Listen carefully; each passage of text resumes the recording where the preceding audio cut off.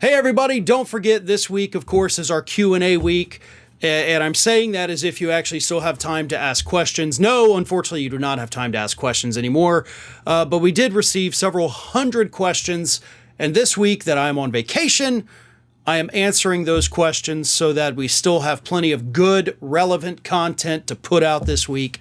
So our questions for today begins with one from Sue Harry's 4639. From Europe, what ranks stages do politicians in America have to rise through to become president? Why is Trump now never in Washington and never speaks on the floor as a politician, yet can run for the highest office? I truly do not understand the American system. It's because, to be honest with you, there really isn't much of an American system. I know that sounds weird, and it's also very stupid, but the idea when the country was founded and the Constitution was written and these guidelines were put in place was that we wanted citizen representation.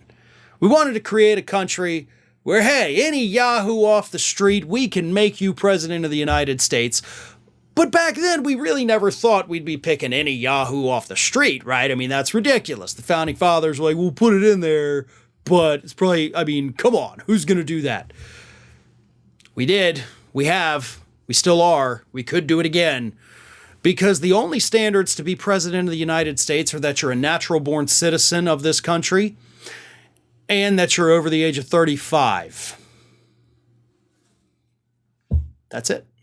Technically, because of the 14th Amendment, the other addendum to that is that you can't have been convicted of treason or insurrection or aiding an insurrection. So as long as you don't rise to those three criteria, or you do rise to them, except the third one, then you can be president of the United States. Doesn't matter. You could be sitting in a jail cell, convicted of murdering 8,000 people, and you are still qualified to be president of the United States as long as part of your slaughter, it wasn't an insurrection.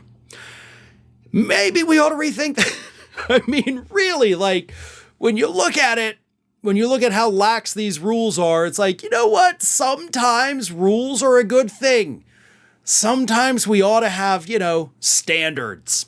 But we don't. And I get it, for Congress. I don't think that for, the House of Representatives and to a degree the Senate, I think the Senate should be a little more strict, though. But for the House, no, it should be anybody. Any yahoo off the street, doesn't matter what you have, what you've done, what your career is, what your degree's in, whether or not you even have a degree, you should be in House. That's the people's House. And it should be made up of people representative of the United States. Not everybody has a college degree. So not everybody in the House should, right? It should be average people that are serving in there. But we don't even have that. We've got a bunch of yahoo nuts and then a bunch of millionaires. So, it's a pretty big divide. And some of the yahoo nuts somehow are millionaires. But for the president, we need to put, a little bit of caveats in there. I think it needs to be, you should have a law degree, or if you do not have a law degree, an extensive military background where you get this training. And I think, it doesn't have to be a law degree per se. That could be substituted for other relevant political experience, I think. But I don't think it's a good system where we can elect somebody who has no political experience, who has never run for an office in their lives, Donald Trump in 2016, and then suddenly you're in charge of the entire country? You don't know how to run a company, barely. And now we're putting the entire country in your hands? That's stupid.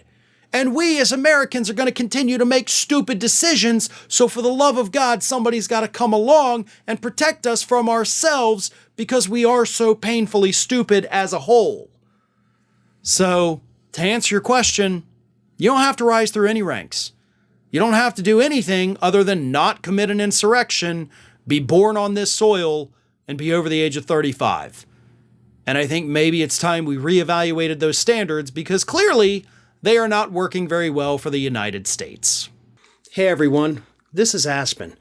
And did you know that for the low cost of $0 per day, you can subscribe to the Fair and Balanced YouTube channel. We also encourage you to like, comment, and share. But again, click that subscribe button and help Aspen. Oh, not be so grumpy.